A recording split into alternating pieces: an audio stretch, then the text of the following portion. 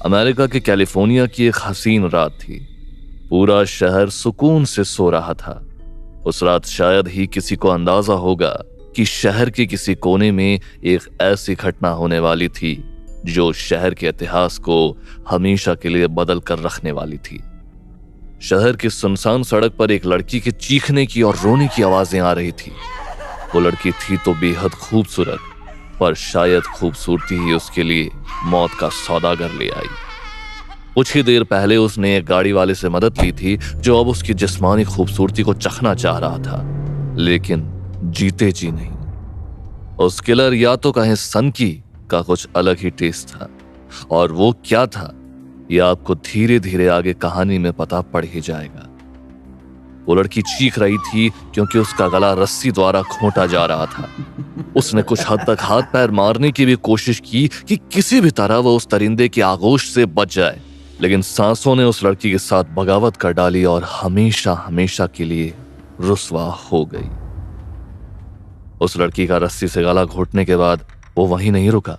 उसने अपनी गाड़ी में से चाकू निकाला और फिर से बॉडी के पास पहुंच गया।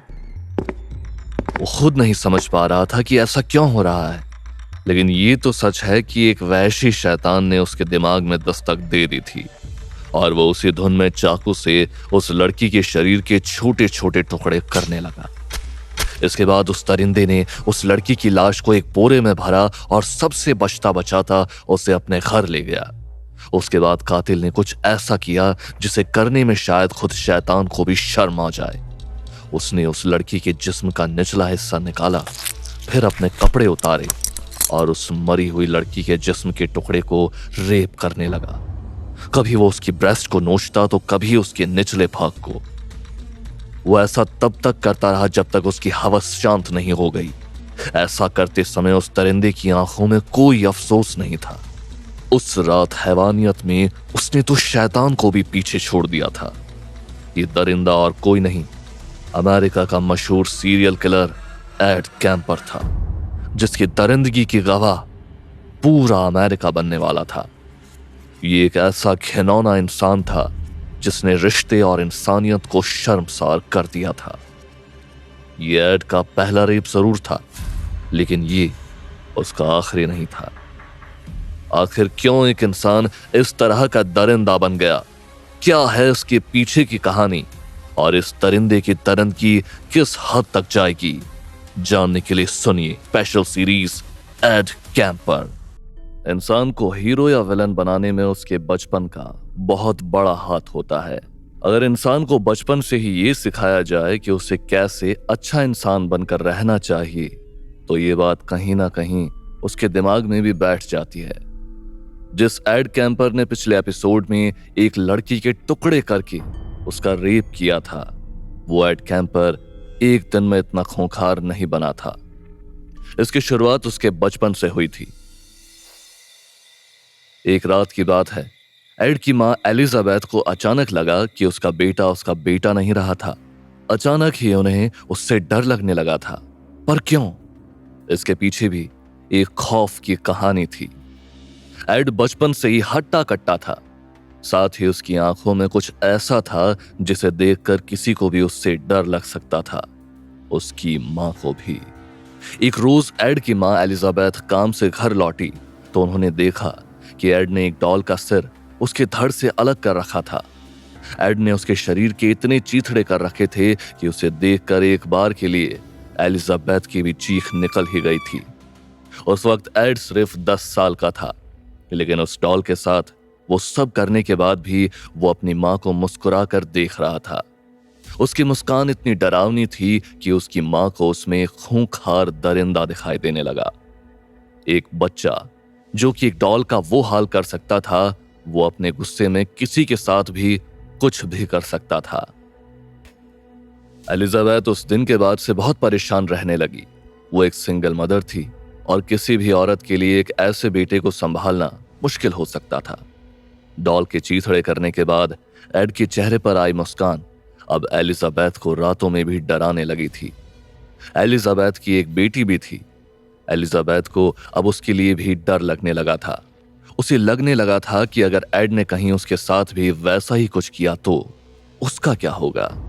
और सिर्फ ये नहीं था कि एड की सिर्फ एक हरकत पर उसकी मां ने उसके बारे में ऐसा सोचा था।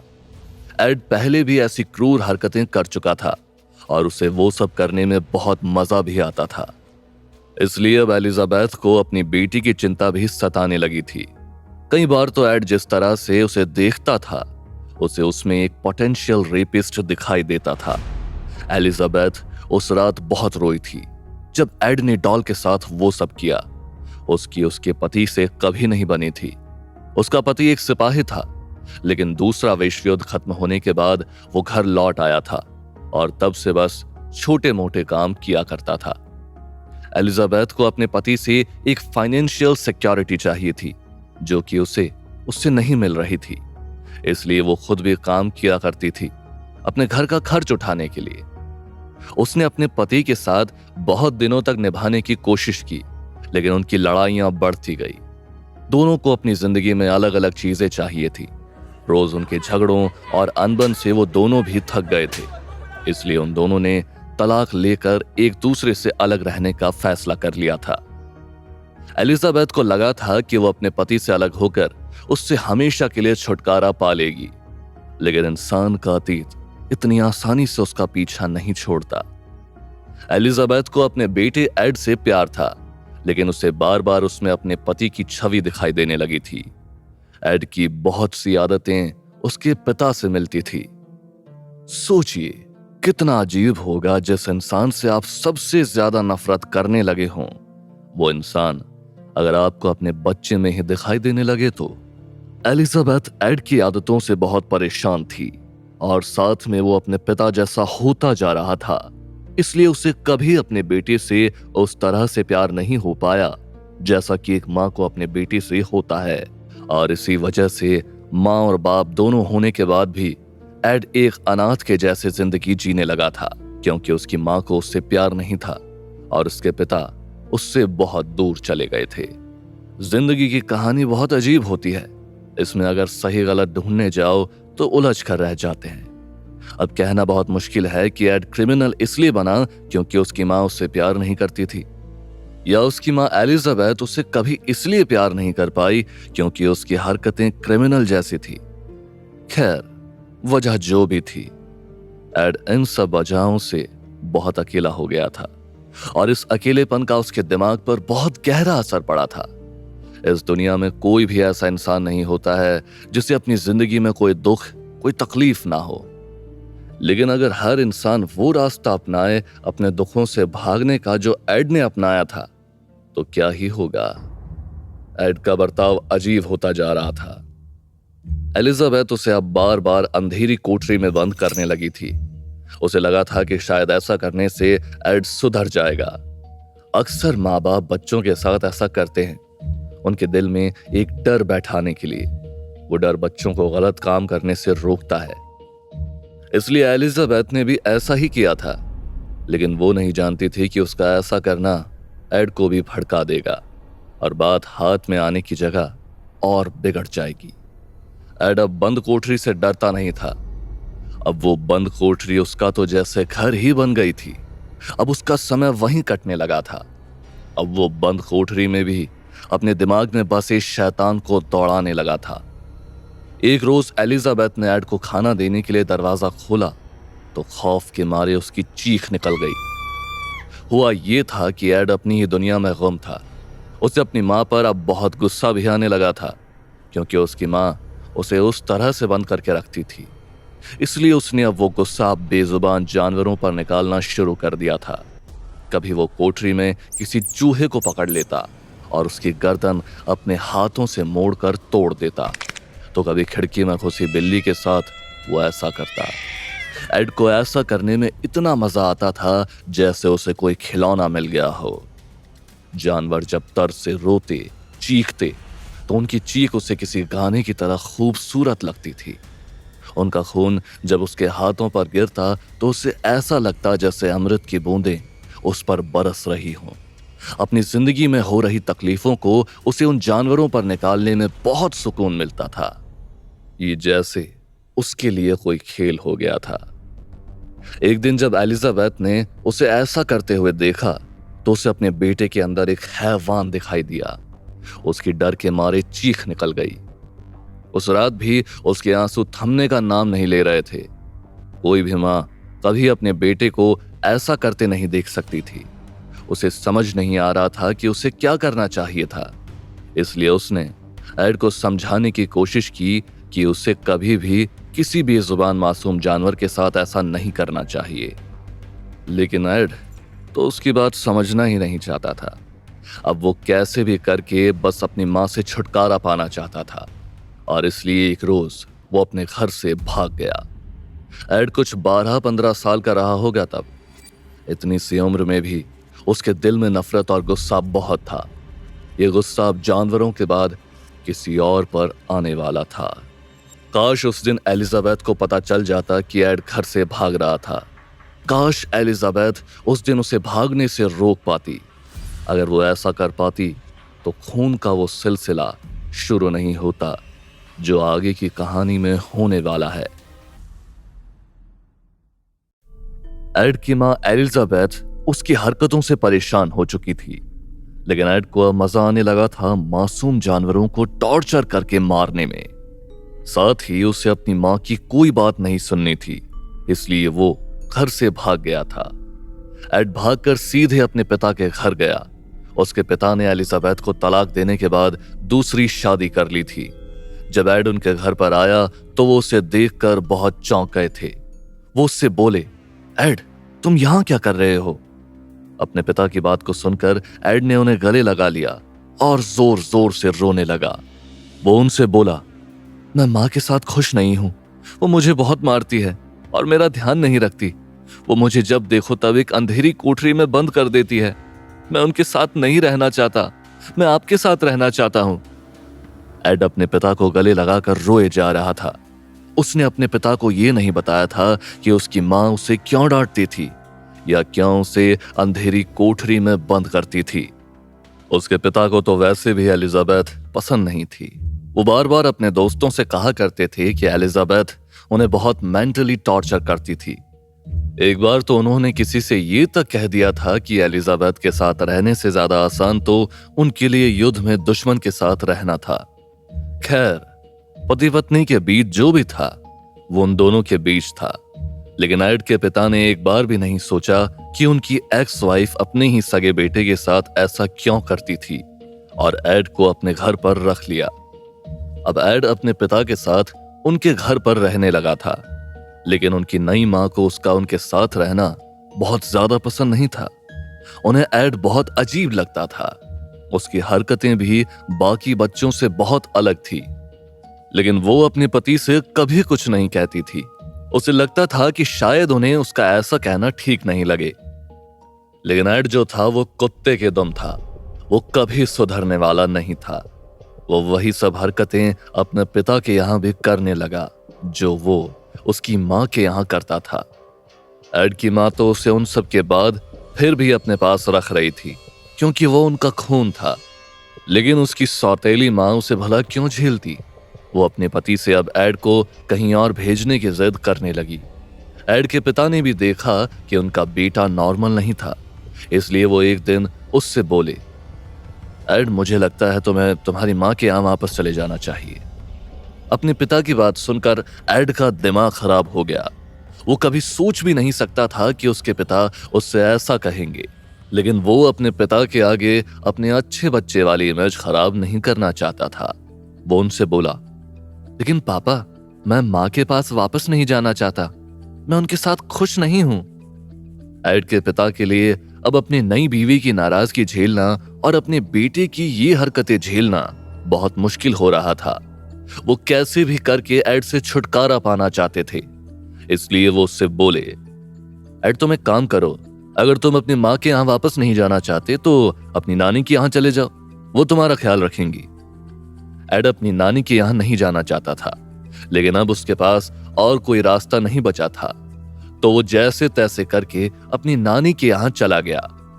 एड की नानी यानी कि एलिजाबेथ की मां बहुत अच्छे से जानती थी उसकी हरकतों के बारे में। एलिजाबेथ ने उन्हें बताया था कि कैसे एड चूहों और बिल्लियों को मार दिया करता था और कैसे वो बाकी बच्चों की तरह नॉर्मल नहीं था। एड की नानी बहुत अच्छे से जानती थी कि एलिजाबेथ एड के कारण बहुत परेशान थी। वो अपनी बेटी की तकलीफ दूर करना चाहती थी, इसलिए वो एड को बार बार डांटा करती थी, उसे सुधारने की कोशिश किया करती थी। वो उससे बार बार एक नॉर्मल और अच्छे इंसान की तरह रहने के लिए कहा करती थी, लेकिन एड को उनका उसे इस तरह से टोकना बिल्कुल भी अच्छा नहीं लगता था। उसे बहुत गुस्सा आता था जब उसकी नानी ऐसा करती थी। उसे उसकी नानी उसकी मां का दूसरा रूप ही लगने लगी थी। जिस मां से परेशान होकर वो भाग कर आया था, उस मां की तरह ही अब उसकी नानी भी उसका दिमाग खाने लगी थी। एड को बिल्कुल पसंद नहीं था टोका जाना। उसे लगता था जो वो कर रहा है वो सही कर रहा है। उसे अपनी नानी पर अब दिन पर दिन गुस्सा और ज्यादा आता जा रहा था, लेकिन इस बात से बेखबर उसकी नानी उसे टोके जाती थी। एड के नाना हमेशा उसकी नानी और उसके बीच में सुलह करवाने की कोशिश किया करते थे। वो कोशिश करते थे कि जहां एक तरफ उसकी नानी उस पर गुस्सा कर रही होती थी, वो उसे प्यार दे सके। वो एड को घुमाने ले जाया करते थे, वो उसे शिकार के लिए भी ले जाया करते थे। एड के नाना ने उसे एक गन भी दी थी शिकार करने के लिए। उस गन को पाकर एड बहुत खुश था। उसे अपने नाना के साथ अच्छा लगता था। पूरी दुनिया में एक उसके नाना ही थे जो उससे ठीक से बात किया करते थे, नहीं तो हर कोई बस उसे टोकता ही रहता था। एक रोज एड की नानी और एड किचन टेबल पर बैठकर कुछ खा रहे थे। एड खाना बार बार गिरा रहा था, इसलिए उसकी नानी उसे बहुत शांत आवाज में टोकते हुए बोली, एड बेटा, तुम्हें खाना इस तरह गिराकर नहीं खाना चाहिए, ये अच्छी आदत नहीं होती है। एड ने इस बात पर अपनी नानी को घूरते हुए बहुत ही बदतमीजी से कहा, मैं जैसा खाना चाहूं वैसे खाऊंगा, ये मेरी मर्जी है, तुम्हें इससे क्या। उसकी नानी कभी सोच भी नहीं सकती थी कि वो उससे इस तरह बात करेगा। इसी कारण अब उसकी नानी उसे डांटने लगी। उन दोनों के बीच में अब एक झगड़ा सा हो गया था। एक बात से दूसरी बात निकली और बहुत आगे बढ़ गई। एड का दिमाग अब बहुत बुरी तरह से खराब हो चुका था। उसने अपनी प्लेट को जमीन पर पटक दिया और वहां से तमतमाता हुआ चला गया। उसकी नानी को अपनी बेटी के लिए अब बहुत बुरा लग रहा था। उन्हें लगा कि एड गुस्से में घर से बाहर चला गया होगा, इसलिए वो वापस अपने काम में लग गई। लेकिन जब उन्होंने एड को वापस किचन में आते हुए देखा तो उनकी आंखें खौफ के मारे फटी की फटी रह गई। एड के हाथ में बंदूक थी। ये वही बंदूक थी जो उसकी नाना ने उसे शिकार करने के लिए दी थी। एड ने वो बंदूक ली और अपनी नानी के सिर पर एक के बाद एक 2 बार गोली चला दी। उसकी बूढ़ी नानी धड़ाम से जमीन पर गिर गई। उनकी सांसें अब भी चल रही थी। वो खून से पूरी तरह भीग गई थी, लेकिन एड की आंखों में अब भी उस बूढ़ी औरत के लिए कोई दया नहीं थी, सिर्फ गुस्सा ही था। उसकी आंखें गुस्से में इस तरह लाल हुई थी कि वो भी उसे उस वक्त देखकर डर जाता। एड ने जब देखा कि उसकी नानी अब तक जिंदा है तो उसकी चिढ़ और बढ़ गई। उसने टेबल पर रखा चाकू उठाया और अपने दर्द से तड़पती हुई नानी के शरीर में चाकू से कई बार वार कर दिया। वो अपनी नानी के जिस्म पर चाकू चलाते चलाते एक तरह से अपने पिता और मां दोनों का बदला ले रहा था। वो उन दोनों पर जो उसका गुस्सा था अपनी नानी पर वार करके निकाल रहा था। एड का चेहरा अपनी नानी के खून से लाल हो चुका था। वो उस वक्त किसी दरिंदे की तरह लग रहा था, लेकिन अब तक उसकी ये खून की प्यास बुझी नहीं थी। उसका अगला शिकार अब आने ही वाला था। एड को अपने अगले शिकार का इंतजार था। एड की नानी और उसकी बिल्कुल नहीं पटती थी। उनकी नानी उसे उसकी मां की तरह ही टोका करती थी और ये बात उसे बिल्कुल भी पसंद नहीं थी। एड के नाना उसे प्यार देने की पूरी कोशिश करते थे, पर बात बन नहीं रही थी। एक दिन एड और उसकी नानी का किसी बात पर झगड़ा हुआ और नाराज एड ने उन्हें बेरहमी से मार दिया। एड की आंखें गुस्से से लाल थी। उसे अपनी नानी को मारकर बहुत सुकून मिला था, लेकिन अब एड को थोड़ा डर लग रहा था और उसे डर पुलिस या सजा का नहीं लग रहा था। उसे डर लग रहा था अपने नाना का। जैसा कि हमने आपको बताया था, उसके नाना ही इकलौते ऐसे इंसान थे जो पूरी दुनिया में उससे प्यार करते थे, उसका ख्याल रखते थे। आदतों से बहुत परेशान थी और साथ में वो अपने पिता जैसा होता जा रहा था। इसलिए उसे कभी अपने बेटे से उस तरह से प्यार नहीं। एड अपने आप से बोला, एड, नाना जी जब देखेंगे तो उन्हें क्या किया है तो बहुत दुखी होंगे और वो भी तुझसे नफरत करने लग जाएंगे, बाकी लोगों की तरह। वो भी माँ की तरह तुझसे बातें करना बंद कर देंगे। तुझे कुछ करना पड़ेगा, तुझे कुछ करना पड़ेगा अब उनके गुस्से से बचने के लिए। एड अपने आप से ही बातें कर रहा था और अपने ही दिमाग में प्लान बुन रहा था कि कैसे वो अपने नाना के गुस्से से बचेगा। सोचते सोचते एड के चेहरे पर एक मुस्कान आ गई। उसने अपने नाना के गुस्से को शांत करने का एक ऐसा तरीका ढूंढ लिया था जिसके बारे में कोई सोच भी नहीं सकता था। उसके नाना जी उस वक्त बाजार में गए हुए थे जब उसने उनकी नानी का खून किया था। एड अब घर के बाहर बैठकर अपने नाना का इंतजार करने लगा। जैसे ही उसके नाना की कार घर में घुसी, एड खड़ा हो गया। उसके नाना के हाथ में सब्जियों के थैले थे। वो लौटे तो वहां एड को देखकर उन्हें अजीब लगा। वो एड से बोले, एड तुम ऐसे यहां क्यों बैठे हो? एड उनसे बहुत अजीब ढंग से बोला, मैं आपका इंतजार कर रहा था नाना जी, आपने इतनी देर क्यों लगा दी आने में? एड के नाना ने अब ध्यान से देखा तो पाया कि एड के शरीर पर खून लगा हुआ था। उन्होंने ये भी देखा कि एड के शरीर पर कोई चोट नहीं थी जिसमें से वो खून आ रहा हो। उनका दिमाग वो देखकर जैसे सुन हो गया हो। वो अपनी ही नाती से डरते डरते बोले, एड, तुम्हारी नानी कहाँ है? उनकी बात सुनकर एड उनसे बिना किसी हाव भाव के बोला, मैंने उन्हें वहां पहुंचा दिया जहां उन्हें होना चाहिए था। उसके नाना को उसकी बात समझ नहीं आई। वो उससे बोले, तुम क्या कह रहे हो एड? कहां गई है तुम्हारी नानी? वहीं जहां आप जाने वाले हो। ये कहकर एड ने अपने नाना का भी कत्ल कर दिया। एड उसके बाद उन दोनों लाशों के साथ उस घर में बैठा रहा। उसे समझ नहीं आ रहा था कि उसे आगे क्या करना चाहिए था। कुछ देर तक वैसे ही बैठे रहने के बाद उसे अपनी माँ का ख्याल आया। वो अंदर गया और उसने अपनी माँ को कॉल किया और बोला, माँ, नाना और नानी दोनों मर गए हैं। अब सोचकर देखिए, किसी भी इंसान को अगर ये पता चलता है कि उसके माँ बाप मर गए हैं तो उसका क्या हाल होगा। उसकी माँ वहां से दूर रहती थी। वो एड की बात सुनकर ऐसे सदमे में पहुंच गई थी कि वो उससे ये भी नहीं पूछ पाई कि वो दोनों कैसे मरे। उसे अब वहां अकेले बैठे एड की चिंता हो रही थी। इसलिए उसने पुलिस को कॉल किया और वहां जाने के लिए कहा। पुलिस भी स्टेशन से यही सोचकर निकली थी कि वहां कोई मासूम बच्चा होगा जिसके नाना नानी का कत्ल हो गया और वो वहां फंस गया है। लेकिन जब पुलिस और एलिजाबेथ दोनों वहां पहुंचे तो वहां सच जानकर उन लोगों के दिमाग ने एक पल के लिए काम करना ही बंद कर दिया था। पुलिस ने एड को गिरफ्तार कर लिया। किसी भी इंसान को ऐसा क्राइम करने के लिए कड़ी से कड़ी सजा मिलती, लेकिन क्योंकि एड उस वक्त सिर्फ 15 साल का था जब उसने उसके नाना और नानी को मारा था, इसलिए एड को बच्चों की जेल में भेजा गया था। वहां पूछताछ के दौरान ऑफिसर ने उससे पूछा, तुमने अपनी नानी को क्यों मारा? एपिसोड 4। एड उन्हीं लोगों में से एक था।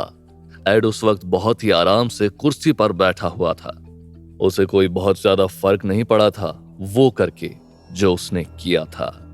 वो उस ऑफिसर से बोला, मैंने अपनी नानी को इसलिए मारा क्योंकि मैं देखना चाहता था कि नानी को मारकर कैसा लगता है।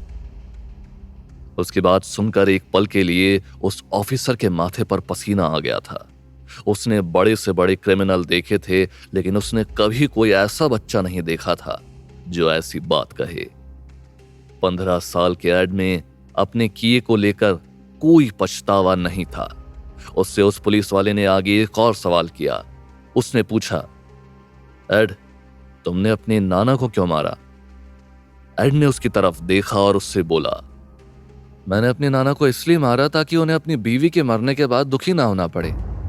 एड जिस तरह से जवाब दे रहा था उससे एक बात तो समझ आ रही थी कि उसकी मानसिक हालत किसी आम इंसान के जैसे नहीं थी, इसलिए उसे सजा के साथ साथ साइकोलॉजिस्ट को भी दिखाया जा रहा था। थेरेपिस्ट भी एड की साइकोलॉजी को लेकर बहुत कंफ्यूज थे। उन्हें समझ नहीं आ रहा था कि कोई बच्चा इतना घिनौना काम कैसे कर सकता है। लेकिन जब एड ने उन्हें अपनी कहानी सुनाना शुरू किया, तब साइकोलॉजिस्ट को ये लगा कि अपने माँ बाप के तलाक के कारण और माँ बाप से प्यार न मिलने के कारण एड ऐसा हो गया था। किसी भी कानून व्यवस्था में जेल को इसलिए बनाया जाता है कि कोई इंसान वहां जाकर अपनी गलती पर पछतावा कर सके और उसे सुधार सके। लेकिन कुछ लोग होते हैं जो जेल जाने के बाद गुनाहों से दूर होने की जगह गुनाहों के और करीब जाने लग जाते हैं। एड उन्हीं लोगों में से एक था। एड अब वहां पर शातिर क्रिमिनल्स के साथ रहने लगा था। उस बच्चों की जेल में और भी ऐसे बच्चे थे जिन्होंने बहुत से घिनौने अपराध कर रखे थे। एड ने अब उन लोगों से दोस्ती कर ली थी। अब वो 24 घंटे उन्हीं लोगों के साथ रहा करता था। बच्चों की जेल में उन अपराधियों के साथ रहकर उनमें वो एक होने लगा था। साथ ही एड को यह भी समझ आ गया था कि अगर वो गुनाह करता है तो उसे गुनाह को छुपाना भी सीखना पड़ेगा। एड वाकई बहुत शातिर था। आपको ये जानकर हैरानी होगी कि जब पुलिस ने एड का आईक्यू टेस्ट किया तो तब उन्हें पता चला कि एड बहुत ही समझदार और इंटेलिजेंट इंसान था। वो किसी भी आम इंसान के मुकाबले बहुत ज्यादा समझदार था। जेल में एड एक बहुत अच्छे कैदी की तरह रहने लगा था। वो पुलिस की मदद भी करता था ताकि वो जेल में और कैदियों के ऊपर नजर रख सके। कुल मिलाकर एड पुलिस वालों की मदद किया करता था ताकि वो ये मान ले कि वो बदल चुका है। एड का ये तरीका काम भी आया था। पुलिस को वाकई लगने लगा था कि वो बदल चुका है। पुलिस उसे मॉडल प्रिजनर यानी एक आइडियल कैदी कहने लगी थी। दूसरे कैदियों को उदाहरण देती थी कि वो भी एड के जैसे बने। लेकिन उस जेल में ये बात कोई नहीं जानता था कि शांत सा दिखने वाला एड के दिमाग में बहुत सारी खुराफातें चल रही थी। उस जेल में कई ऐसे मुजरिम भी थे जिन्हें बलात्कार जैसे क्राइम के लिए सजा दी गई थी। एड उन क्रिमिनल से सीख रहा था कि वो कैसे औरतों का शोषण करते थे। जिस एड को सुधारने के लिए जेल में भेजा गया था, वहीं एड वहां एक शातिर अपराधी में बदल रहा था। खैर, एड 21 साल का था जब उसे जेल से रिहा कर दिया गया था। यह रिहाई साइकेट्रिस्ट के कहने पर दी गई थी, क्योंकि एड अच्छा बनने का नाटक कर उन्हें यह साबित कर दिया था कि वो पहले जैसा इंसान नहीं रहा था। वो सुधर चुका था। साथ ही उसने पहले जो भी किया था वो मानसिक हालत खराब होने के कारण किया था। पर एड जैसे आदमी को छोड़ना पुलिस की एक बहुत बड़ी गलती थी, और उनके इस गलती के कारण आगे और मासूम लोगों की जान जाने वाली थी। एड को अपने नाना और नानी के खून के जुर्म में जेल होती है, लेकिन जब वो 21 साल का हो जाता है तब उसे रिहा कर दिया जाता है। रिहाई के बाद एड अपनी माँ के साथ रहने लगता है। एड जेल होकर तो आ चुका था, तो वहां अपने गुनाहों की सजा तो काट चुका था, लेकिन उसके गुनाह अब भी उसके साथ थे। जिस बेरहमी से उसने अपने नाना और नानी का कत्ल किया था, उसके कारण लोग अब भी उससे डरते थे। उसकी माँ एलिजाबेथ को तो उससे जैसे नफरत सी हो गई थी। एड के जेल जाने के बाद से एलिजाबेथ के लिए भी सोसाइटी में एक इज्जतदार जिंदगी जीना बहुत मुश्किल हो गया था। लोग उसे बहुत ताना मारा करते थे। लोग उससे बात करने से भी डरते थे। एड के जेल जाने के बाद एलिजाबेथ, जो दूसरी शादी कर चुकी थी, उसका अपने पति से तलाक हो गया था। कहते हैं ये तलाक भी एड के जुर्म के कारण ही हुआ था। उसका दूसरा पति एक खूनी की मां के साथ नहीं रहना चाहता था। एड अब अपनी मां के साथ रहने तो लगा था, लेकिन उसकी मां को उसे अपने साथ रखने में कोई दिलचस्पी नहीं थी। एड एक तरह से उसके लिए एक सिर दर्द ही था, इसलिए अब वो उसे और सुनाया करती थी और ताने मारा करती थी। उसकी मां उसे ताना मारा करती थी कि कैसे उसके कारण उससे कोई ठीक से बात नहीं करता था। कोई भी आदमी उसके साथ रहना नहीं चाहता था। उसकी मां उसे अक्सर ये भी कहती थी कि कोई भी आदमी उसे डेट नहीं करना चाहता था, ना ही उसके साथ सोना चाहता था, क्योंकि उसका बेटा एक खूनी है। ये सब सुनकर एड को अपनी मां पर बहुत गुस्सा आता था।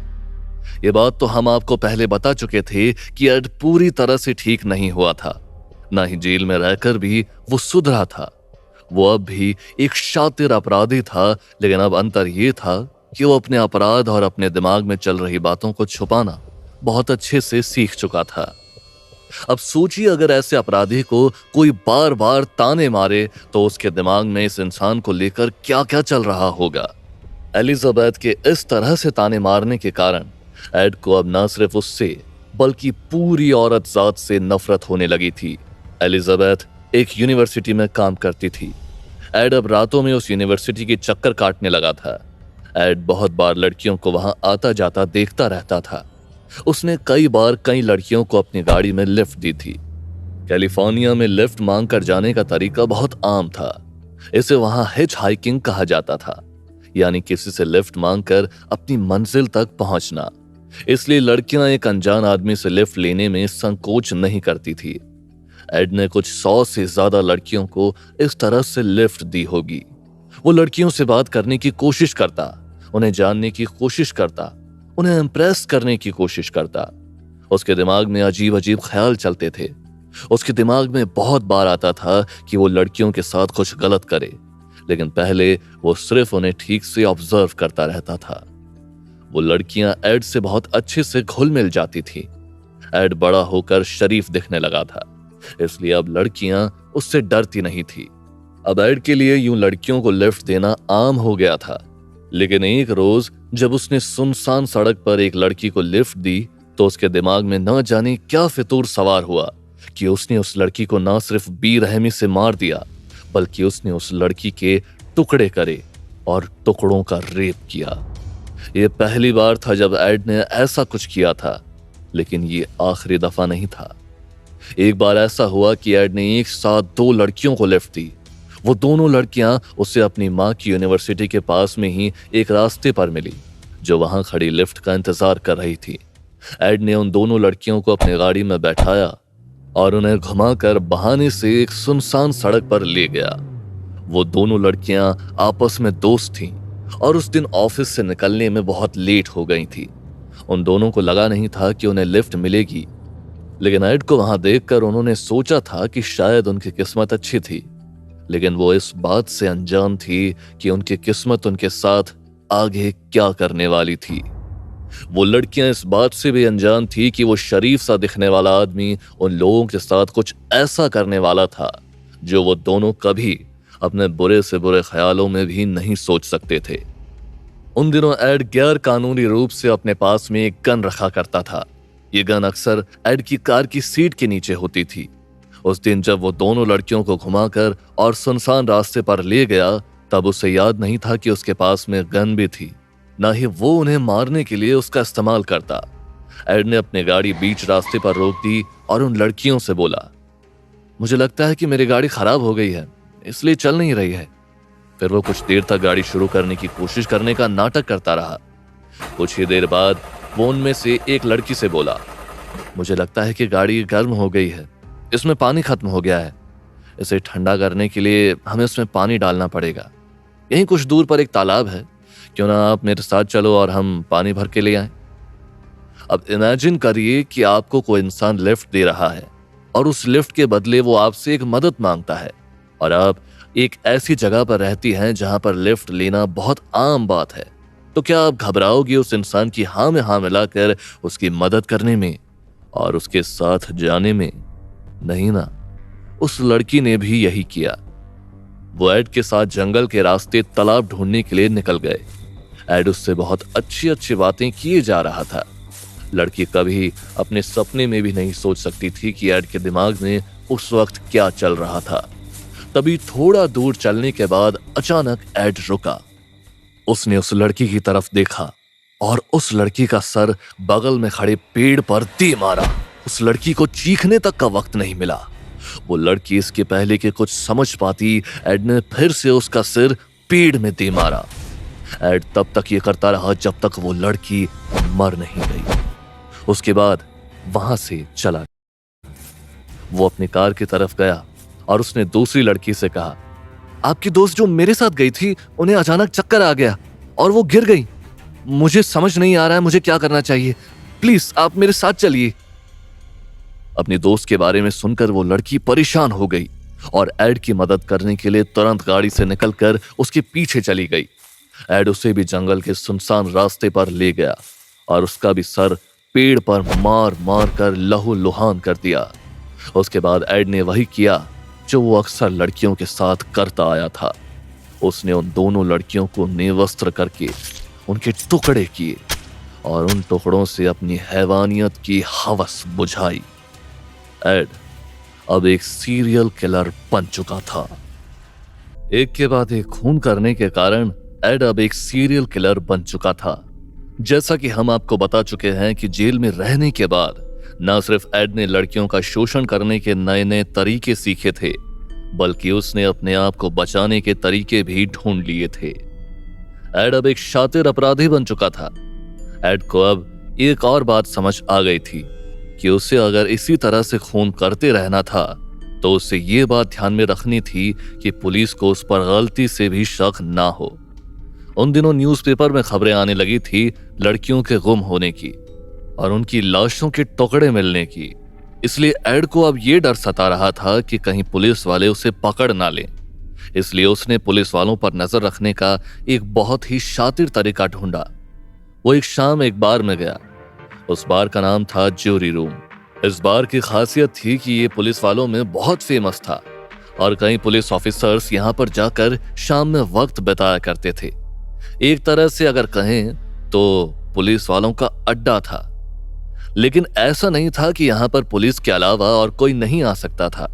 इसलिए एड, जो कि एक आम नागरिक था, वो भी उस बार में आने जाने लगा। उसने वहां अक्सर पुलिस वालों को गुम हुई लड़कियों के बारे में बात करते हुए सुना था, लेकिन उसने कभी उनसे उस बारे में कोई बात नहीं की। उसने वहां दरअसल शुरू में किसी से भी बात नहीं की। इसके पीछे एक वजह थी।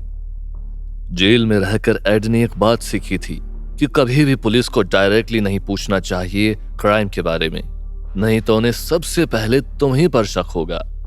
इसलिए एड जब वहां पहले पहले जाता था तब तो वो वहां किसी से बात नहीं करता था, बस वहां बैठे लोगों को देखा करता था और उन्हें सुनता था। लेकिन फिर उसने धीरे धीरे अपना प्लान आगे बढ़ाना शुरू किया। वहां उस बार में एक ऑफिसर अकेला बैठा हुआ था। वो ऑफिसर अक्सर वहां आया करता था। एड उसे कई बार चोरी छुपे देखता था। वो अच्छे से समझ चुका था कि वो ऑफिसर कोई मामूली ऑफिसर नहीं था। उसकी पुलिस में बहुत अच्छी रैंक थी। इसलिए एड बहुत दिनों से उससे दोस्ती करना चाहता था, लेकिन उसे मौका नहीं मिल रहा था। लेकिन आज उसे वो मौका मिल गया था। वो ऑफिसर उस रात बहुत नशे में था। वो बारटेंडर से बोला, मेरे लिए एक पैग और बना दो। इस पर बारटेंडर उससे बोला, साहब आप पहले अपना बिल चुकाइए, फिर मैं आपको देता हूं और पैग। उसकी बात सुनकर वो ऑफिसर भड़क गया और उससे बोला, मैं हर बार तो बिल देकर जाता हूं, इस बार क्या भाग जाऊंगा जो तुम इस तरह कह रहे हो। इस पर वो बारटेंडर बोला, सर हमारे यहाँ रूल है कि अगर कोई इंसान बहुत नशे में हो तो उससे पहले बिल भरवाएं, नहीं तो लोग नशे में टुन होने के बाद बिल पे नहीं करते हैं। बारटेंडर ने जैसे ही ये बात कही, उसके और उस ऑफिसर के बीच में एक झगड़ा सा हो गया। एड को ऐसे ही किसी मौके का इंतजार था। वो उस बारटेंडर के पास गया और बोला, साहब जितने भी पैग मांगे उन्हें दे दो, उनका बिल मैं पे करूंगा। उस ऑफिसर ने नशे की हालत में एड को देखा। एड वहां बहुत हफ्तों से आ रहा था, इसलिए वो ऑफिसर उसे पहचान गया और उसने उस पर कोई शक भी नहीं किया। उस दिन के बाद से एड की उस बड़े ऑफिसर से दोस्ती हो गई थी और धीरे धीरे अब उसके पुलिस डिपार्टमेंट में और भी दोस्त बनने लगे। कुछ ही हफ्तों में तो एड इन सब का इतना अच्छा दोस्त बन गया था जैसे वो उन सबको सालों से जानता हो। एड बेफिक्र होकर अपने जुर्म करता था। एड अब तक 4 लड़कियों का खून करके, उनके जिस्म के टुकड़े करके, उन टुकड़ों का रेप कर चुका था। उसका ही क्राइम शहर के लिए सरदर्द बन चुका था। अब जाहिर सी बात है कि शहर में क्राइम बढ़ते जा रहे थे तो पुलिस पर दबाव भी बढ़ता जा रहा था। इसलिए उस बार में जिसका नाम ज्यूरी रूम था, सारे पुलिस ऑफिसर्स बार बार इस केस के बारे में बात करते रहते थे। अब एड भी उन पुलिस ऑफिसर्स के साथ उसी बारे में बात करने लगा था। एड अब बातों बातों में उनसे जान लेता था कि कहीं उन्हें ऐसा कोई सबूत तो नहीं मिला जिससे पुलिस उसके करीब आ सकती हो। कभी कभी तो एड उन लोगों के सामने इतना भोला बनने की कोशिश करता था जैसे उसे बेसिक चीज भी नहीं पता हो। कभी कभी उन लोगों के सामने वो बोलता, मैं तो कभी सोच भी नहीं सकता हूं कि कोई किसी लड़की के साथ ऐसा कर सकता है। वो कौन लोग होंगे जो लड़कियों के साथ ऐसा करते हैं? क्या उन्हें शर्म नहीं आती? क्या उन्हें भगवान से डर नहीं लगता? एड ऐसी बातें करता और उसके ऑफिसर दोस्त उसे मासूम समझकर समझाते, एड तुम बहुत भोले हो, तुम नहीं जानते इस दुनिया में कैसे कैसे लोग हैं। लोगों को अगर भगवान का डर लगता तो पुलिस की कोई जरूरत नहीं होती, लोग क्राइम करते ही नहीं। पुलिस पर मीडिया का भी बहुत प्रेशर बढ़ चुका था। कैलिफोर्निया, जो एक बहुत ही शांत और सुंदर शहर था, वो खून से रंगा जा रहा था, वो भी मासूम लड़कियों के खून से। कैलिफोर्निया के लोग, वहां की मीडिया अब पुलिस से बार बार जवाब मांग रही थी, लेकिन पुलिस अब तक समझ नहीं पा रही थी कि वो कौन इंसान था जो ये सब कर रहा था। पुलिस को कभी लगता था कि ये किसी एक इंसान का काम है, कभी उन्हें लगता था कि ये कोई गैंग है, लेकिन उन्हें कभी भी कोई पक्का सबूत नहीं मिलता था उस अपराधी के खिलाफ। उनको अपराधी के खिलाफ सबूत मिलते भी कैसे? जिस उम्र में बच्चे स्कूल जाते हैं उस उम्र में एड जेल में था, और जेल में किताबें उठाने की जगह उसने अपराधियों को अपना दोस्त बनाना शुरू किया था।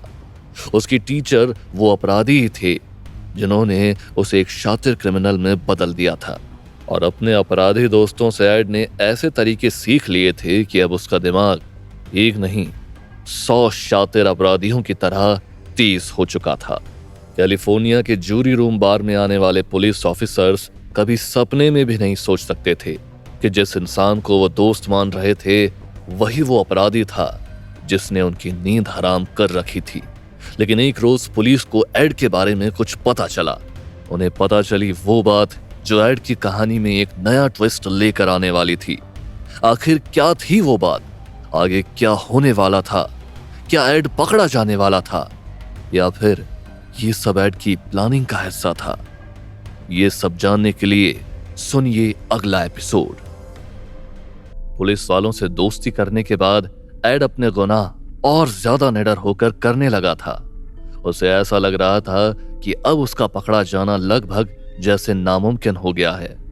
बातों बातों में वो पुलिस वालों से हर वो सबूत के बारे में जान लेता था जो कि उसके खिलाफ हो सकते थे, और इसी कारण पुलिस वालों के लिए उस तक पहुंचना और ज्यादा मुश्किल हो गया था।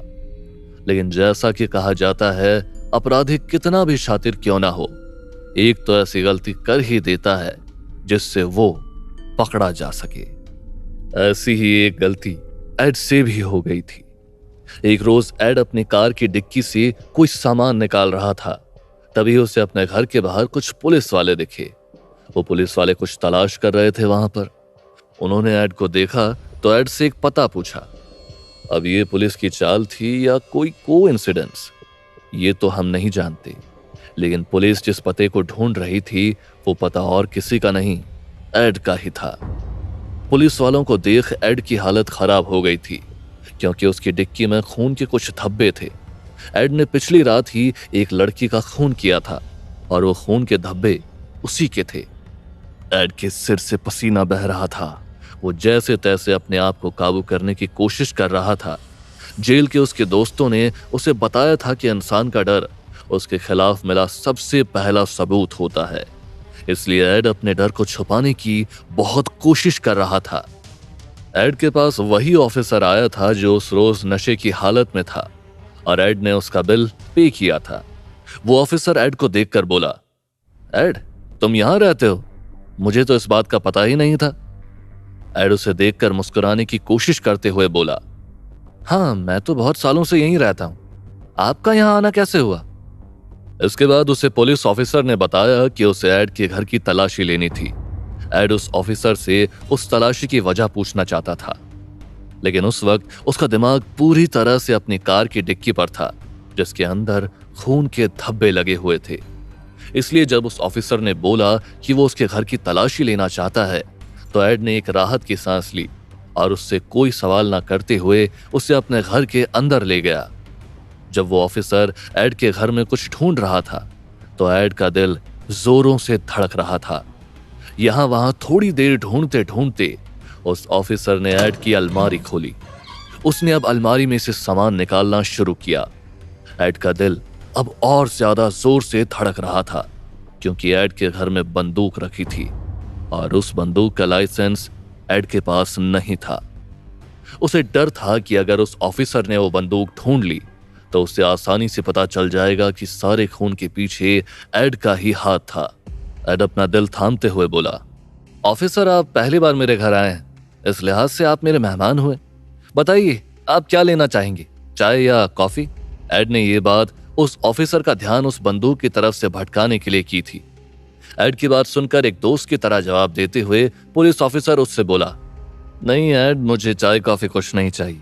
मैंने अभी थोड़ी देर पहले ही लंच किया है और लंच के बाद चाय पीने से मुझे एसिडिटी हो जाती है। वो ऑफिसर उसे मुस्कुराकर जवाब दे रहा था, इसलिए एड को लग रहा था कि वो उसकी बातों में आ गया था और महज फॉर्मेलिटी के लिए ही उसकी अलमारी की तलाशी ले रहा था। लेकिन एड ये बात नहीं जानता था कि पुलिस ऑफिसर अपनी ड्यूटी का पक्का था। वो उससे बात करते करते भी अपने काम में लगा हुआ था। उसने वो चीज ढूंढ निकाली थी जिसके मिलने का डर एड को सता रहा था। वो ऑफिसर वो बंदूक लेकर एड की तरफ पलटा और बोला, तो जैसा कि मुझे खबर मिली थी तुम्हारे घर में वाकई में एक गन है। मुझे तुमसे ये उम्मीद नहीं थी एड। मुझे लगा था कि तुम एक अच्छे सिटीजन हो और कभी ऐसा काम नहीं करोगे जिससे पुलिस को तुम्हारे घर पर आना पड़े। लेकिन अब तुम्हारे घर में ही बंदूक मिली है। तुम्हारे पास इस गन का लाइसेंस भी है या नहीं एड? वो ऑफिसर सवाल भरी नजरों से एड को घूरे जा रहा था। एड को कोई बहाना नहीं सूझ रहा था। वो उससे बोला, मुझे नहीं पता ऑफिसर, ये बंदूक यहां कहां से आ गई। मेरा यकीन करो, मैं नहीं जानता। हर अपराधी पकड़े जाने के बाद ऐसे ही कहता है। ये बात वो ऑफिसर बहुत अच्छे से जानता था, इसलिए वो एड की आंखों में आंखें डालते हुए उससे बोला, एड कम से कम पकड़े जाने पर तो झूठ मत बोलो। उस ऑफिसर की टोन में उस वक्त कड़कपन था। ये सुनकर एड चुप रह गया। वो ऑफिसर उससे आगे बोला, एड तुम हो इसलिए मैं तुम पर सिर्फ जुर्माना लगाकर छोड़ रहा हूं। कोई और होता तो मैं इतनी आसानी से उसे जाने नहीं देता। ये कहकर उस ऑफिसर ने एड की वो बंदूक ले ली और जैसा कि होता है उसने एड के ऊपर जुर्माना लगाया और उसे वार्निंग देकर छोड़ दिया। वो ऑफिसर ये बात नहीं जानता था कि एड की कार में एक और गन भी रखी हुई थी। अगर उसे 2 बंदूक मिलती तो शायद उसे एड पर थोड़ा और शक होता। अब आप लोग सोच रहे होंगे कि अगर एड के घर से बंदूक मिली तो उसे गिरफ्तार क्यों नहीं किया, सिर्फ जुर्माना क्यों लगाया, है ना? ऐसा इसलिए क्योंकि अमेरिका में लाइसेंस्ड गन रखना काफी आम बात है और जिस बंदूक की तलाशी में वो ऑफिसर एड के घर आया था उसका लाइसेंस एड के पास नहीं था। इसलिए उस ऑफिसर ने उसके ऊपर जुर्माना लगाया था और उस बंदूक को जब्त कर लिया था। खैर पुलिस वहां से चली गई थी, लेकिन वो एड के दिल में डर छोड़कर चली गई थी। एड को इस बात पर यकीन हो गया था कि पुलिस को उसके खिलाफ कोई ना कोई सबूत तो मिल गया था, नहीं तो वो कभी घर से इस तरह से पूरी तलाशी लिए बिना नहीं जाती। एड को डर था कि वो पुलिस ऑफिसर अब अपनी बैकअप टीम को लेकर वहां पर आएगा और उसे गिरफ्तार कर लेगा। एड का माथा घूमता जा रहा था। उसे यकीन हो गया था कि अब उसका खेल खत्म होने वाला था, उसका पर्दाफाश होने वाला था। पुलिस उसे अब गिरफ्तार करने वाली थी और हमेशा हमेशा के लिए जेल की सलाखों में सड़ाने वाली थी। लेकिन क्या एड का डर सच था? क्या वाकई उस पुलिस ऑफिसर को एड पर शक हो गया था? क्या वो वहां से इसलिए गया था क्योंकि वो अपने साथ अपनी टीम को वापस लेकर आना चाहता था? क्या एड के ये खून का सिलसिला यहीं रुकने वाला था? इन सब सवालों के जवाब आपको मिलेंगे हमारे अगले एपिसोड में। पुलिस ऑफिसर के घर पर आने से एड का डर बढ़ गया था। उसे अब यकीन हो गया था कि वो और देर तक पुलिस की आंखों से बच नहीं पाएगा। एड अब तक 6 खून कर चुका था। वो बचपन में ही अपने नाना नानी को मार चुका था और जेल से आने के बाद 4 खून और कर चुका था। लेकिन वो तमाम खून करने के बाद भी एड के मन को शांति नहीं मिल रही थी। एड बचपन से बस एक ही चीज चाहता था, उसकी मां का प्यार। लेकिन अफसोस उसे कभी उसकी मां का प्यार नहीं मिला। उल्टा उसकी मां हमेशा उससे नफरत करती रही। कभी ये कहकर कि उसकी आदतें उसके पिता से बहुत मिलती थी, कभी ये कहकर कि उसके अंदर उसे खूनी दिखता है। ये एड की मां के तानों का और बिहेवियर का ही असर था कि एड को औरतों से नफरत होने लगी थी। एड हर लड़की को मारकर उसका रेप करके अपनी उस नफरत को कम करने की कोशिश कर रहा था, लेकिन वो नफरत थी कि कम होने की जगह और बढ़ती जा रही थी। एड जानता था कि नफरत उसकी मां से शुरू हुई थी और उसकी मां ही उसकी उस नफरत को खत्म कर सकती थी। उस रात एड की मां एलिजाबेथ एक पार्टी से लौटी। घर का दरवाजा खुला तो एड नीचे गया। एलिजाबेथ उस दिन आम दिनों के मुकाबले कुछ ज्यादा चिड़चिड़ी दिख रही थी। एड उसके पास गया। एड को अपने पास आते हुए देख अपना गुस्सा उस पर निकालते हुए एलिजाबेथ उससे बोली, तुम्हें पता है एड, इस दुनिया में मुझे सबसे ज्यादा तुमसे नफरत है। तुम्हारे कारण मेरी पूरी जिंदगी खराब हो चुकी है। तुमने जो किया उसके कारण लोग मुझसे दोस्ती करने तक से डरते हैं। दोस्ती तो छोड़ो, मेरे साथ कोई हम बिस्तर भी नहीं होना चाहता। एलिजाबेथ अक्सर एड से ऐसे ही बात किया करती थी। अपने डाइवोर्स के बाद से वो बहुत अकेली थी और एड की हरकतों ने उसे और ज्यादा तन्हा कर दिया था। एलिजाबेथ ये कहकर अपने कमरे में सोने चली गई। एलिजाबेथ के कमरे में जाने की थोड़ी देर बाद एड वहां गया। उसने धीरे से एलिजाबेथ के कमरे का दरवाजा खोला तो उसने देखा कि एलिजाबेथ कोई किताब पढ़ रही थी। एलिजाबेथ की चिढ़ अब तक खत्म नहीं हुई थी। उसने एड को वहां देखा तो उस पर चिढ़ती हुई उससे बोली, ओह, तो लगता है तुम्हें अब बात करनी है। एलिजाबेथ नहीं जानती थी कि उस रात एड के दिमाग में कुछ और ही चल रहा था।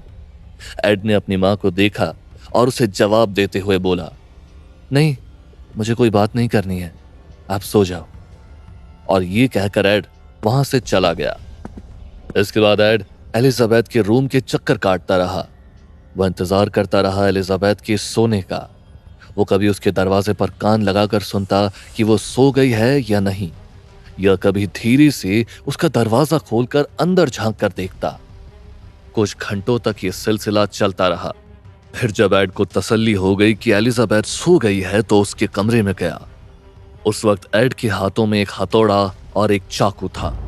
एलिजाबेथ को अपने बिस्तर पर चैन से सोया देखकर एड की आंखों में खून उतर आया था। उसका पूरा बचपन उसकी आंखों के सामने जैसे घूमने लगा था। उसे याद आ रहा था कि कैसे उसकी मां उसे अंधेरी कोठरी में बंद किया करती थी। उसे याद आ रहा था कि किस तरह से वो अपनी मां का प्यार पाने के लिए तरसता था, लेकिन कभी पा नहीं पाया था। उसने सोच लिया था कि उसे अब वो सिलसिला खत्म करना है। एड ने हथौड़ा लिया और उससे अपनी सोई हुई मां पर वार करना शुरू किया। उसने एक हथौड़ा जोर से उसके सर पर मारा।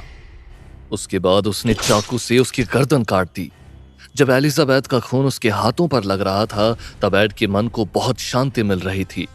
फिर एड ने एक एक कर एलिजाबेथ के जिस्म के कई टुकड़े कर दिए। उसने एलिजाबेथ की जुबान को काटा और उसे डस्टबिन में फेंक दिया और वो अपने आप से बोला, यही जुबान थी ना जिससे तुम मुझे भला बुरा कहा करती थी। तुम्हारी जुबान पहले भी कचराई थी और अब भी कचराई है, और कचरे की जगह डस्टबिन होती है। उसके बाद एड ने एलिजाबेथ के कटे हुए सर को उठाया और घंटों तक उस पर चिल्लाता रहा। उसने अपनी मां के कटे हुए सर से वो सारी बातें की जो वो कभी अपनी मां से नहीं कर पाया था। वो उसके कटे हुए सिर से बोला, मैं तो बस तुम्हारा प्यार चाहता था और तुमने क्या किया मेरे साथ? मुझे किसी कबाड़ की तरह अंधेरी कोठरी में पटक दिया। तो क्या हो गया अगर मैंने कुछ चूहे और बिल्लियों को मार दिया था? क्या तुम्हारे लिए वो चूहे और बिल्ली तुम्हारी अपने बेटे से भी ज्यादा इंपॉर्टेंट थे? तुम जैसी औरत बस आदमियों से नफरत करती हैं। तुम्हें मेरे बाप से भी नफरत थी और मुझसे भी है। तुम्हारी इस नफरत ने मेरी पूरी जिंदगी तबाह कर दी। मैं तुम्हें इतनी आसानी से नहीं छोड़ूंगा। मैं तुम्हें उस हर गुनाह के लिए सजा दूंगा जो तुमने मेरे साथ किया है। अपनी मां पर बरसा एड का गुस्सा खत्म नहीं हुआ था। अपनी मां को चीथड़ों में काटने के बाद भी उसका मन नहीं भरा था। अब उसने अपनी मां के कटे हुए सर को दीवार पर लटका दिया और उसके बाद डार्ट के एरो से उस पर वार करने लगा। वो सर से वैसे ही खेल रहा था जैसे कोई डार्ट बोर्ड से खेलता हो। एड के दिमाग में अपनी मां की कही हुई हर बात बार बार चल रही थी। उसे अपनी मां का एक डायलॉग बार बार याद आ रहा था, तुम्हारे कारण कोई भी आदमी मेरे साथ सोना नहीं चाहता है। कोई भी मां अपने बेटे से ऐसे कैसे बात कर सकती थी?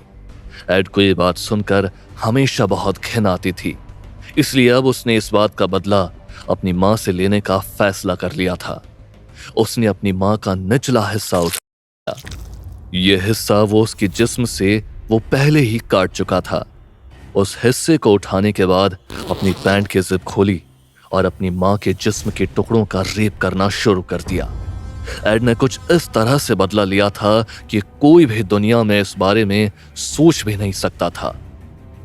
लेकिन अभी एड की ये खून करने का सिलसिला यहीं रुका नहीं था।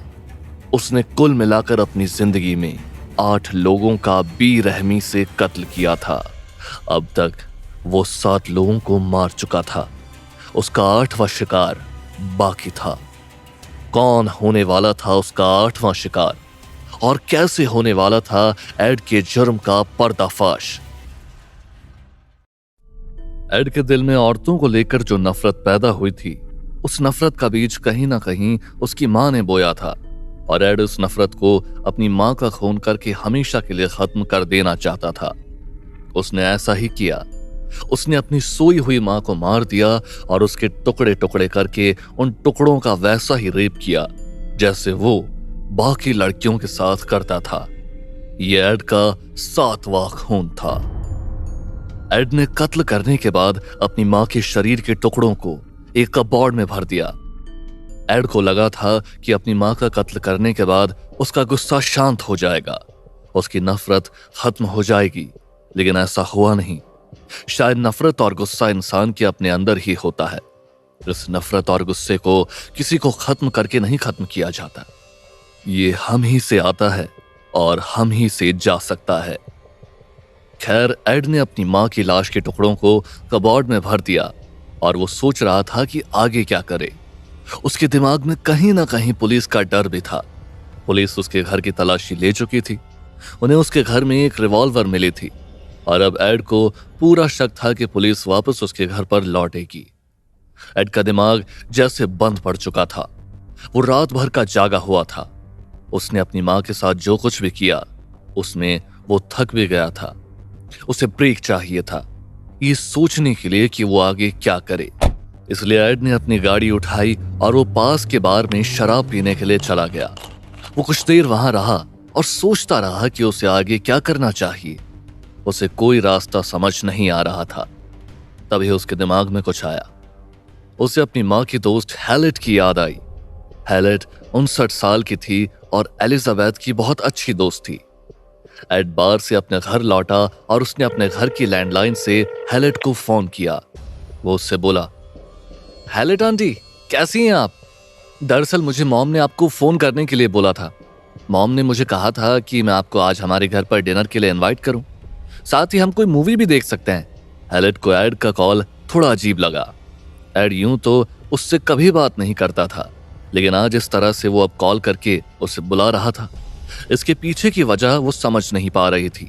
साथ ही एलिजाबेथ ने उसे ऐसे किसी प्लान के बारे में नहीं बताया था, इसलिए वो एड से बोली, अचानक क्या हो गया एलिजाबेथ को?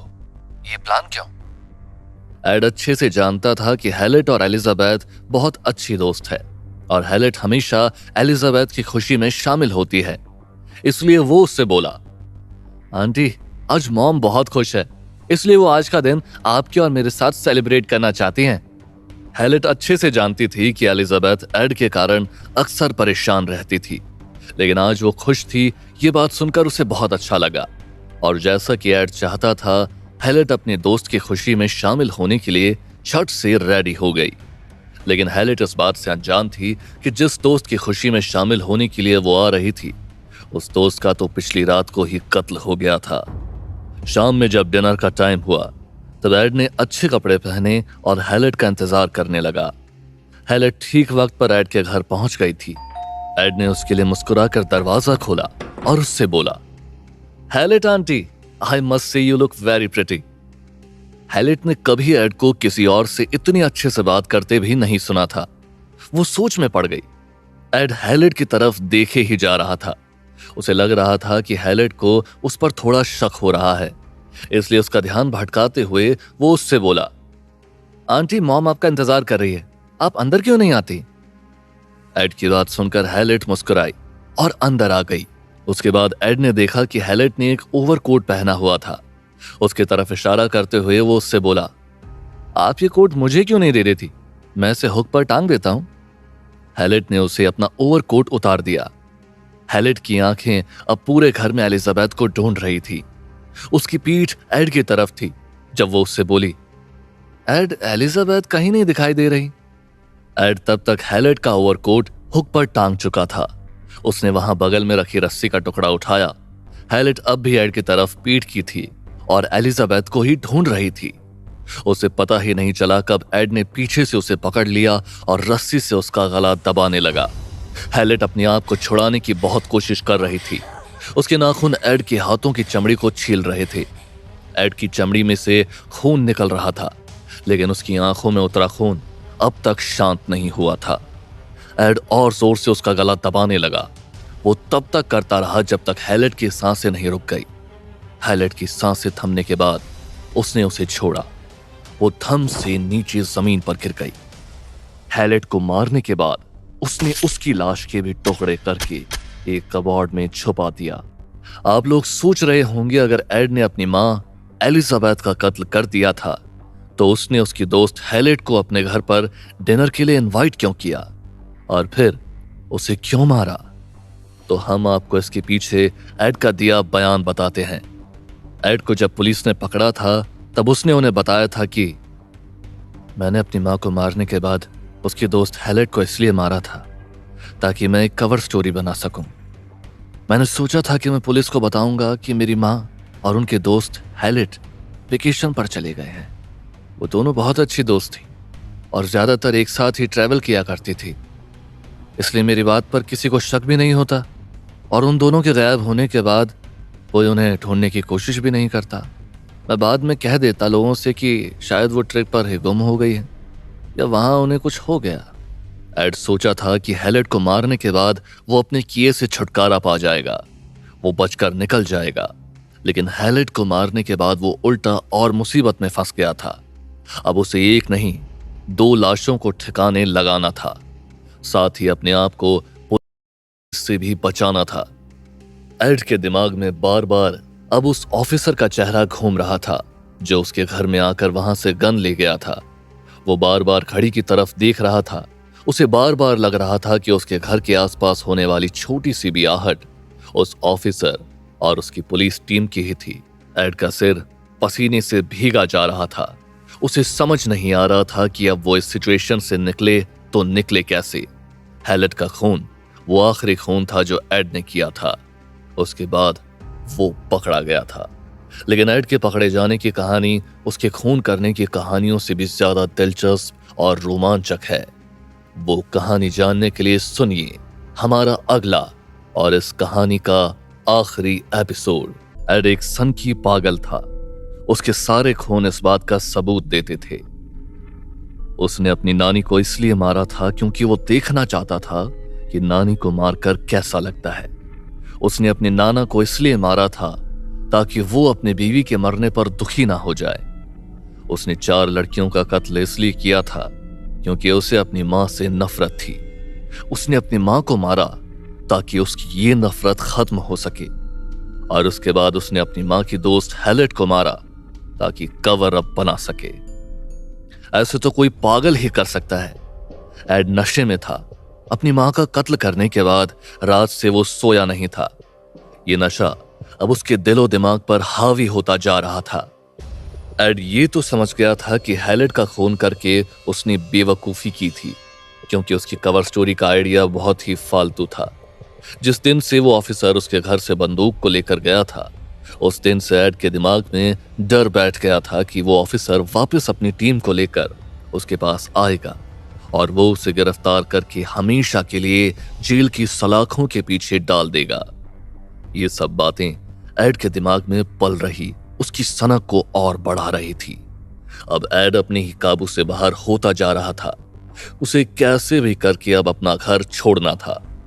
उसने अपने घर की कबर्ड से पैसे निकाले और अपनी गाड़ी की चाबी लेकर निकल गया। एड अपने शहर से बहुत दूर भागना चाहता था और इसी सनक से वो तेज गाड़ी चलाता हुआ शहर से बाहर निकल गया। एड घंटों लगातार गाड़ी चलाता रहा। वो इस डर से नहीं रुक रहा था कि कहीं उसे पुलिस ना पकड़ ले।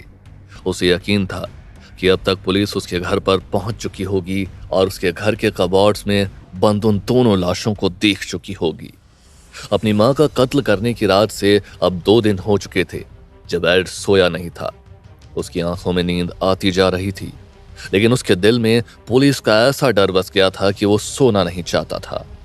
उसने एक मेडिकल शॉप से नींद ना आने की कुछ गोलियां खरीदी और लगातार 3 दिन तक अपनी कार को ड्राइव करता रहा। कोई भी गाड़ी अगर उसके बगल से निकलती तो उसे ऐसा लगता जैसे पुलिस उसका पीछा कर रही है और वो उसके करीब पहुंचती जा रही है। लगभग 6 दिन से ऊपर हो गए होंगे एड को सोए हुए। किसी भी इंसान का दिमाग ऐसे में काम करना बंद कर सकता है। ऊपर से अगर उसके दिमाग में डर सता रहा हो तो उसे हेलुसिनेशंस होना बहुत आम बात हो सकती है। एड के साथ भी कुछ ऐसा ही हो रहा था। उसे हेलुसिनेशन ही हो रहे थे कि पुलिस उसका पीछा कर रही है। जब 3 दिन तक ड्राइव करने के बाद एड थक गया तब उसने डिसाइड किया कि वो ये चोर पुलिस का गेम अब बंद कर देगा। वो अपनी हार मान चुका था। वो अच्छे से समझ गया था कि आज नहीं तो कल उसे पकड़े जाना था, इसलिए भागना उसे फिजूल लग रहा था। उसने अपनी गाड़ी को एक पीसीओ के आगे रोका और अपनी गाड़ी से उतरकर एक फोन किया। ये फोन उसने और किसी को नहीं, पुलिस को किया था। पुलिस स्टेशन का फोन एक आदमी ने उठाया। एड उससे बोला, मेरा नाम एड कैंपर है, मैं कैलिफोर्निया का रहने वाला हूं। मैंने 3 दिन पहले अपनी मां और उनके दोस्त का कत्ल किया है। उनकी लाशें मेरे घर के कबर्ड में रखी हुई हैं। मैं पुलिस से और भागना नहीं चाहता, इसलिए मैं सरेंडर कर रहा हूं। उसकी बात सुनकर स्टेशन पर मौजूद ऑफिसर उससे बोला, भाई तुम मुझसे मजाक कर रहे हो क्या? तुम्हें सुबह सुबह कोई मिला नहीं मजाक करने के लिए? ऐसा भी कभी होता है क्या कि कोई खूनी फोन करके बताएगा उसने खून किया है? इस पर एड चिढ़ते हुए उससे बोला, मैं मजाक नहीं कर रहा हूं, आप मेरे घर जाकर देख सकते हैं। एड ने उस पुलिस ऑफिसर को फोन पर अपना पता और सारी डिटेल्स बता दी, लेकिन अभी भी उस ऑफिसर को भरोसा नहीं हुआ था। एड शाम तक इंतजार करता रहा, लेकिन कोई पुलिस वहां उसे लेने नहीं आई। फिर शाम से उसने दोबारा पुलिस को कॉल किया। उसने उन्हें बताया कि सुबह भी उसने पुलिस स्टेशन कॉल किया था। इस तरह उसके दोबारा कॉल करने पर पुलिस को उस पर यकीन हुआ। फिर पुलिस वाले उसके घर पर तलाशी करने के लिए चले गए। एड ने जो बताया था वो सब सच था। पुलिस को 2 कबर्ड्स में से 2 लाशें मिली थी। एड की मां का सर अब भी दीवार पर लटका हुआ था। उनके सिर पर डार्ट और एरोस गड़े हुए थे। एड को जब गिरफ्तार करके कैलिफोर्निया वापस लाया गया तब उसका केस उसी पुलिस स्टेशन में गया जिनके ऑफिसर्स ने एड से दोस्ती की थी। उन ऑफिसर्स को यकीन ही नहीं हुआ था कि एड जो उनके साथ कभी बैठकर ड्रिंक किया करता था, जो उनसे अच्छी अच्छी बातें किया करता था, वो शरीफ सा दिखने वाला एड इतना खूंखार कातिल हो सकता था। एड ने अपने किए हुए हर जुर्म को कबूल कर लिया था। जब एड को कोर्ट में सजा सुनाई जा रही थी तब उसने जज को इस बात का यकीन दिलाने की कोशिश की थी कि उसने खून इसलिए किए थे क्योंकि उसकी दिमागी हालत ठीक नहीं थी। लेकिन साइकियाट्रिस्ट की टीम ने यह प्रूफ कर दिया था कि एड पागल नहीं था, वो बस एक सनकी था जो अपनी हवस में वो सारे खून कर रहा था। एड का ट्रायल कई सालों तक चलता रहा। ट्रायल के दौरान ही एड को समझ आ गया था कि उसका बच पाना बहुत मुश्किल था, इसलिए उसने बार बार कोर्ट से सजाए मौत मांगी थी। उसने बार बार कोर्ट से रिक्वेस्ट की थी कि उसे टॉर्चर करके मारा जाए, लेकिन कैलिफोर्निया के कानून के हिसाब से उसे मौत की सजा नहीं मिल सकती थी, इसलिए उसके लाख कहने के बाद भी उसे मारा नहीं गया। कई सालों तक ट्रायल चलने के बाद अंत में एड को आजीवन कारावास की सजा सुनाई गई। एड अपने किए पर पछताने लगा था। वो अब तक अपने हर किए के लिए अपनी मां को दोषी ठहराता रहा था, लेकिन अपनी मां को मारने के बाद उसे समझ आया था कि प्रॉब्लम सिर्फ उसकी मां में नहीं थी, प्रॉब्लम उसमें भी थी। कस्टडी में एड ने 2 बार आत्महत्या करने की कोशिश की थी, लेकिन वो सफल नहीं हो पाया था। एड आज भी जिंदा है और कैलिफोर्निया की जेल में सड़ रहा है। इंसान गलती करता है जोश में आकर और उसे अपनी गलती की सजा जिंदगी भर भुगतनी ही पड़ती है। एड इस बात का एक प्राइम एग्जाम्पल है। एड ने कई इंटरव्यूज भी दी जिसमें उसने अपने बचपन के बारे में, अपनी माँ के बारे में लोगों को बताया है। उसने उन इंटरव्यूज में अपने किए मर्डर्स के बारे में भी बताया है। उन इंटरव्यूज में बार बार एड ने यह बात कही कि उसने अपनी माँ से नफरत के कारण ये सब किया था। लेकिन सोचने वाली बात यह है कि क्या वाकई नफरत वो वजह थी जिसके कारण एक अच्छा भला इंसान शैतान में बदल गया? क्या ये सब एड की माँ एलिजाबेथ की गलती थी, या ये सिर्फ एड की नियति थी जिसने उसे जुर्म की राह पर लाकर खड़ा किया था? वजह चाहे जो रही हो, उसकी और उसकी मां के बीच की लड़ाई में बहुत से मासूमों ने अपनी जान खो दी थी।